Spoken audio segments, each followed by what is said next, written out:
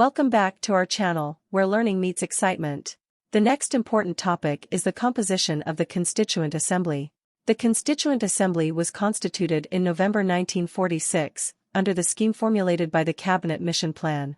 The features of the scheme were: 1. The total strength of the Constituent Assembly was to be 389. Of these, 296 seats were to be allotted to British India and 93 seats to the princely states.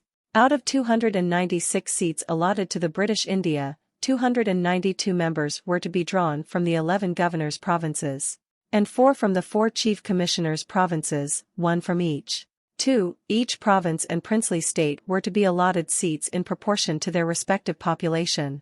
Roughly, 1 seat was to be allotted for every million population. 3. Seats allocated to each British province were to be divided among the 3 principal communities: Muslims, Sikhs and General, in proportion to their population. 4. The representatives of each community were to be elected by members of that community, in the Provincial Legislative Assembly, and voting was to be by the method of proportional representation, by means of single transferable vote. 5. The representatives of the princely states were to be nominated by the heads of the princely states. It is thus clear that the Constituent Assembly was to be a partly elected and partly nominated body.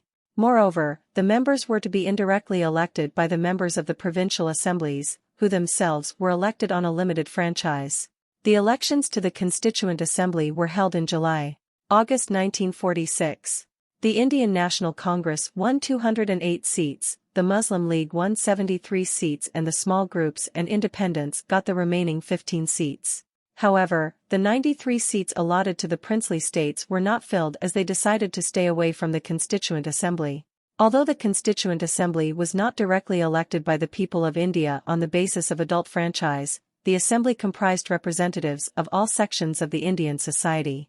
The Assembly included all important personalities of India at that time, except Mahatma Gandhi.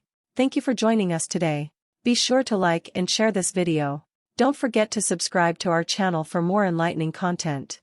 Until next time, stay curious and keep learning.